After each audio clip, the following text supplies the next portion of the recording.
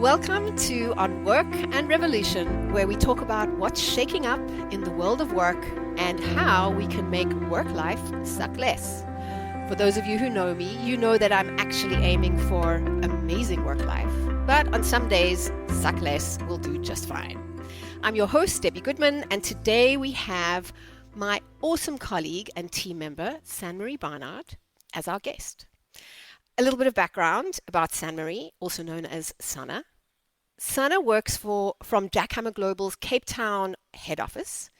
She is one of our executive search partners for Jackhammer Africa, and she actually occupies a really unique position. Let me explain.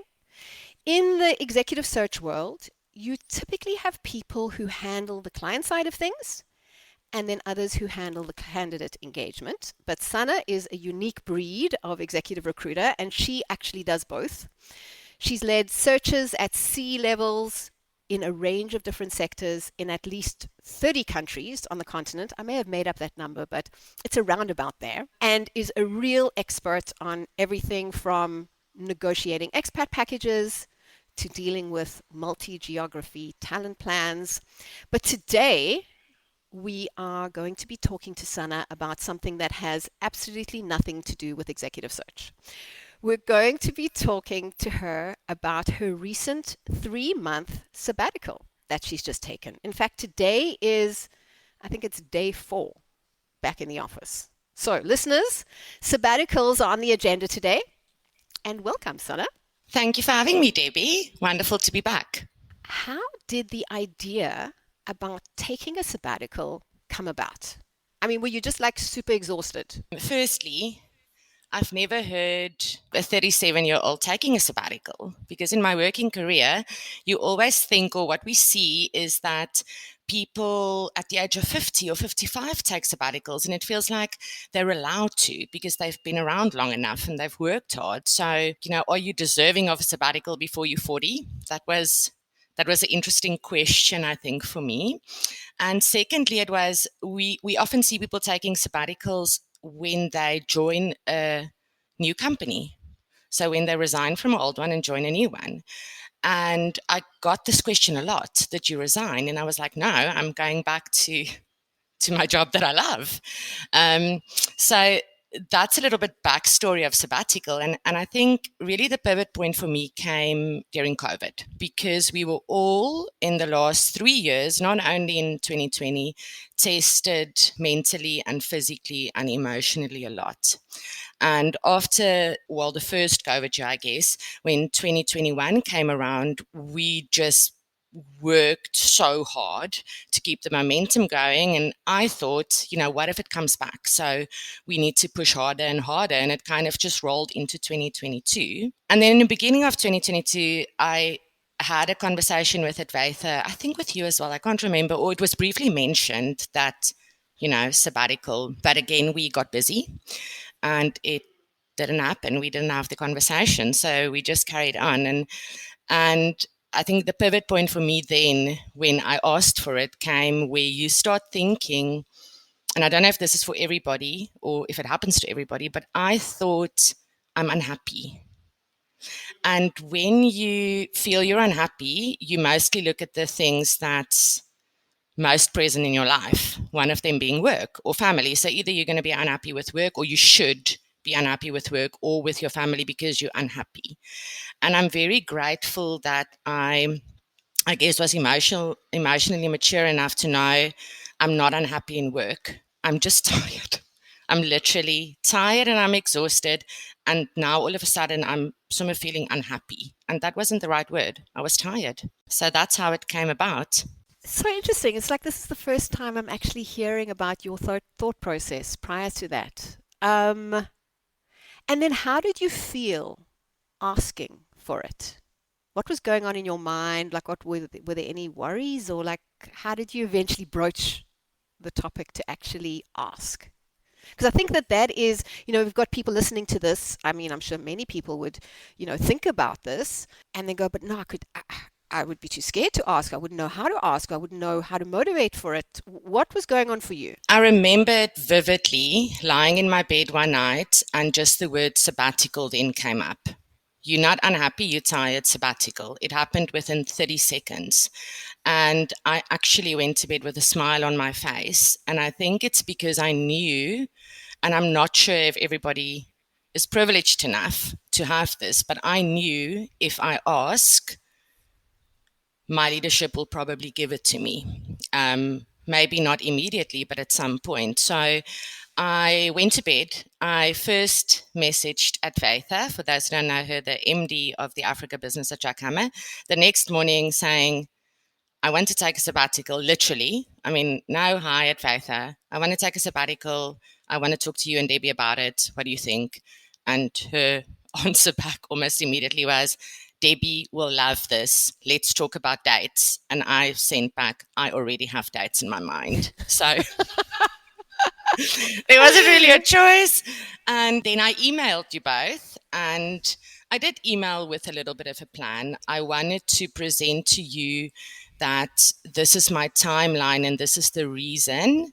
And the business won't be let down if I go during this time. I think it was an opportune time for me because I could plan my work accordingly. But I wanted to go in with, these are my thoughts, so that it could be structured for you. And your response back was, I think this is awesome. Let's talk about it tomorrow. And that's how I asked. I can give more detail in terms of how I phrased it. I just said to you that it's needed for me. I haven't had a break longer than 3 weeks in 17 years of working consecutively. And I was tired and I needed to break. I gave you the flow of my current work and the deadlines of the work I had at the time. And that's how I motivated for a beginning of October sabbatical start.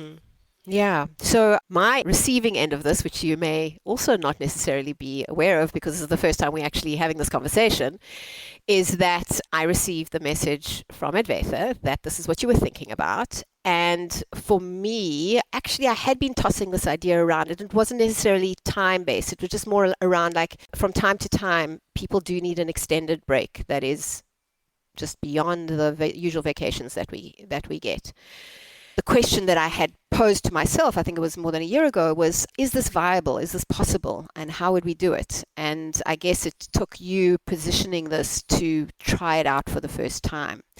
And what I had thought when it was like, okay, you put the idea out, now it's come back to you, how you're gonna deal with this, is to go, okay, so first of all, 3 months is long and it's short.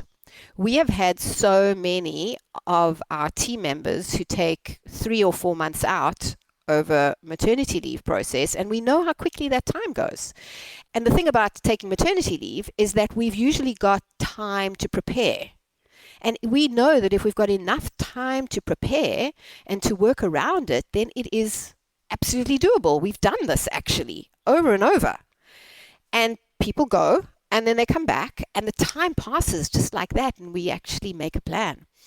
And so I must admit I was a little bit nervous because you're such a huge contributor to the business. So I was like, okay, yes, we're going to do this, but oh shit, like, how are we going to cope? But I also knew, of course, we will make a plan. And so what were the logistics? I mean, was there anything special or unique that you needed to do in the plan up to actually the D-Day when you were like, cheers, guys, I'm out of here?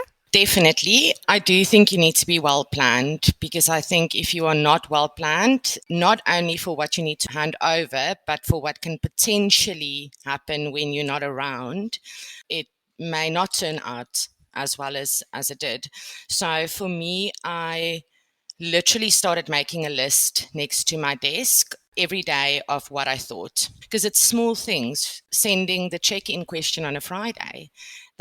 So it's not always big things, handing over clients, handing over work, how everything is going to work. It's really the small things. So I started with my list, and then I started connecting with people that I knew could help me while I'm away.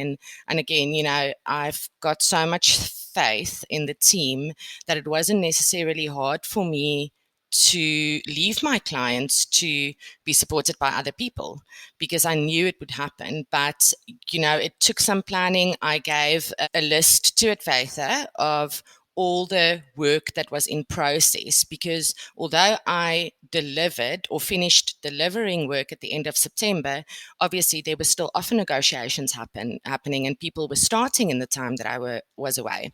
So I made sure she had that list of what is happening. I emailed all my clients, most of them with enough notice.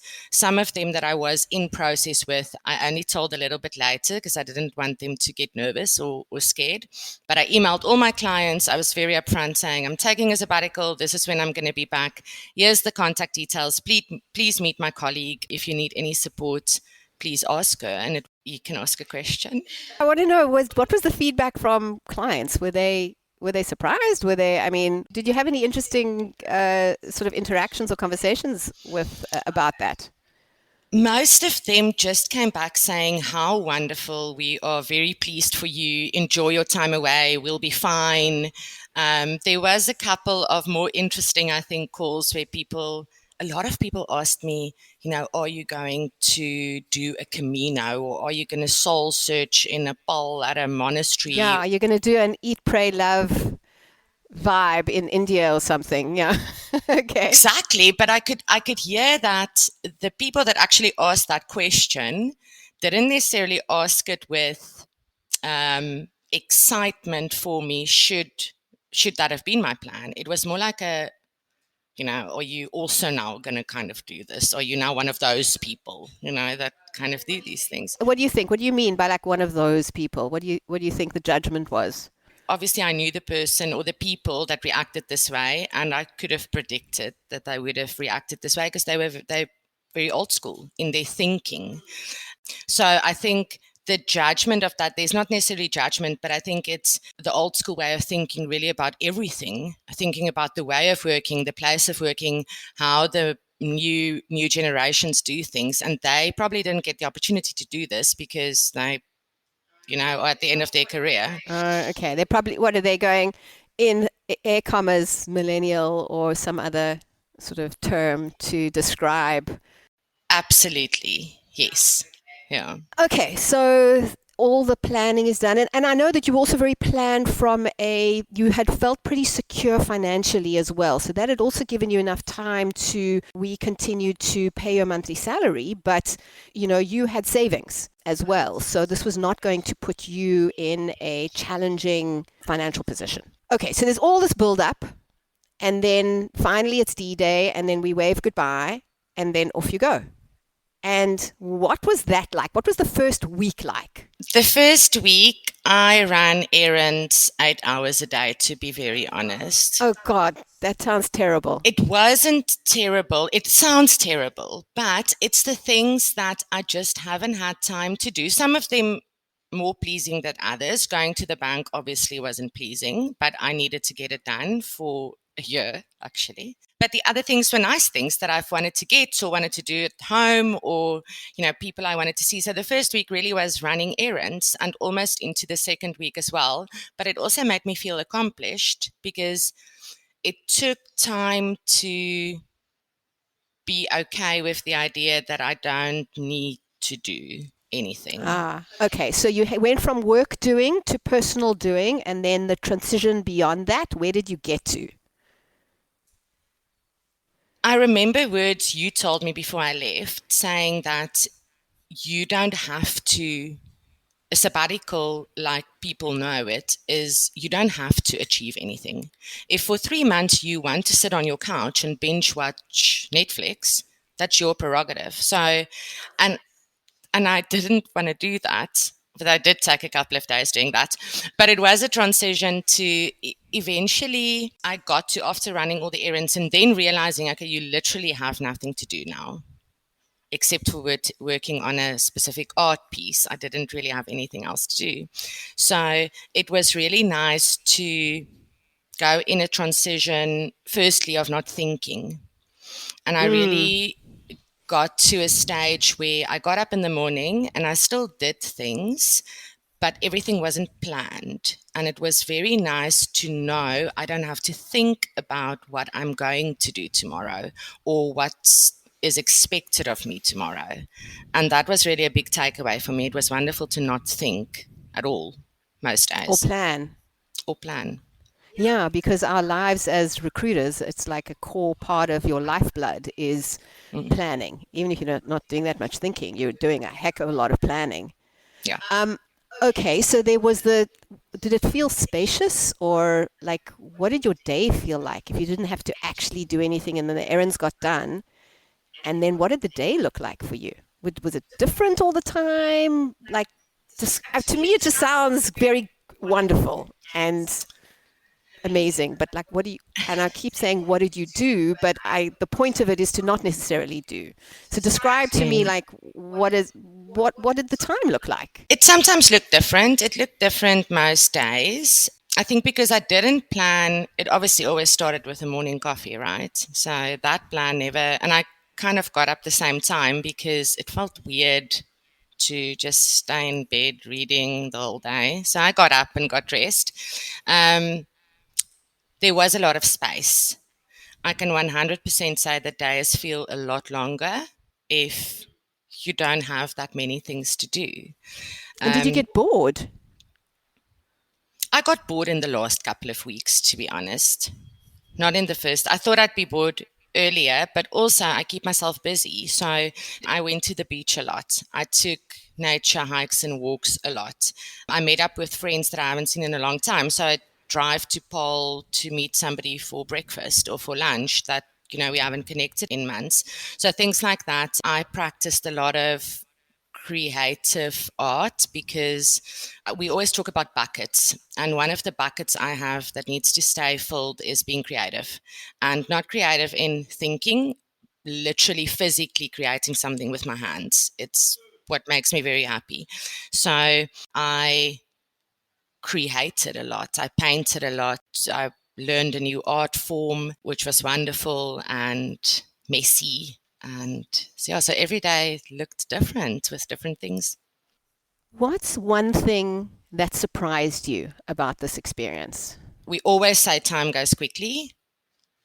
I was surprised at how quickly it went because it really went by incredibly quickly. Um, oh, there is actually one thing, and I don't necessarily know if it surprised me, but it was certainly an eye opener to realize that without the stress, and I mean, work is stressful, right? It's sometimes bad stress, sometimes good stress, but there's always a little bit of stress. I feel that I was so much nicer and more patient in general. I don't think I'm always not a nice person, but I know how I would have reacted in certain ways while I was working, or while I am working, because there's no time, don't bother me, I'm busy with other stuff. Where when that wasn't around, I actually just felt nice and more patient. I actually feel I listened to people better, and we could actually think through some issues or things that's happened in, let's say, a circle of friends or family without having judgment, because I think there was space in my head to think objectively and to take time to think about it. Because sometimes there's no time, or you're too tired, so you just don't think and say what you're not supposed to. I wasn't very involved in the day to day, but how did you manage to? I mean, you had very minimal engagement with the office. I mean, I know I don't think I spoke to you once in 3 months. I think I sent you one WhatsApp. So how did that all work? Because I think there are people who take extended leave of some form or another. They call it a sabbatical or a slightly longer leave. But nevertheless, they're still getting bothered by stuff that's happening at work. So how did the logistics of that work? I think firstly we set out intentions. So I set out intentions before I left in terms of, please, I told the team, please don't completely forget about me and tell me when there's nice things happening, or, when there's something great, but I also don't want to hear from you every day or every week. So the intention was there, and people respected it, which was really wonderful and phenomenal. In terms of emails, I knew if the Outlook app was on my phone, I was going to check, because I don't have the ability to not check. it's actually up to you as well to figure out how to not engage with the stuff that's going on in the office, because otherwise you just stay tethered and tied. Absolutely. So it was interesting for me because I wanted to know the nice things.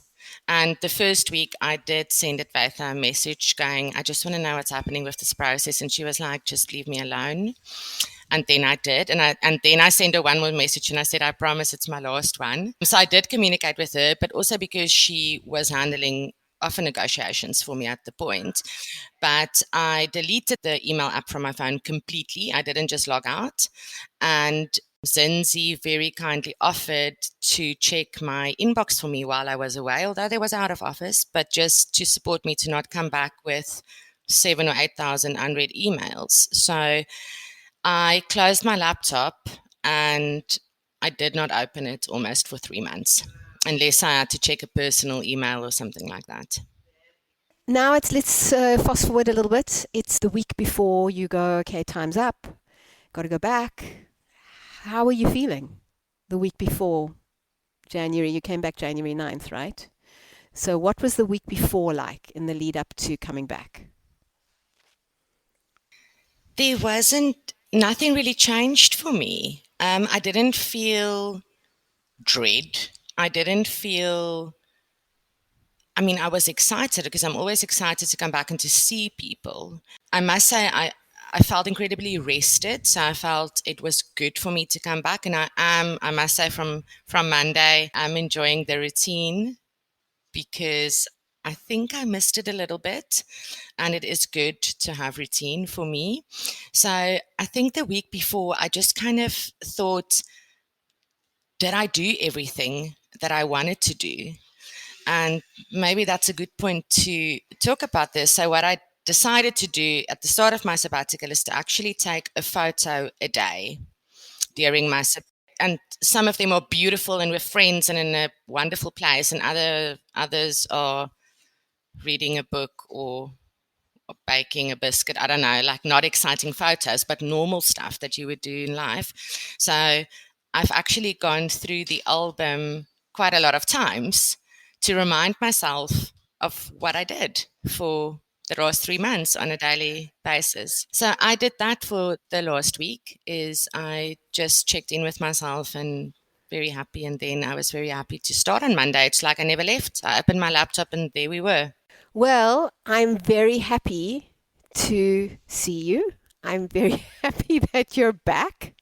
The time did pass really quickly, and I know that everybody missed you, but we also got on with ourselves, and I'm so very glad that you actually took the time and that it's been worthwhile and beneficial for you. But I'm mostly very, very glad to have you back. So thank you for sharing the story with us and with all the listeners out there. And I hope that 2023 is just off to an amazing start for you now that you've had your 3-month break. Amazing. Thank you so much, Debbie. Thank you for affording me the opportunity to go away for 3 months, but also very, very happy to be back to make this a wonderful year. I'm well rested. Fantastic. Thanks, everybody. Bye now. Thanks for hanging around all the way to the end. It would mean the world if you would rate and review on Work and Revolution on your favorite listening app. It helps people know that the show is worth listening to, and so I'll really appreciate that. Thank you so much.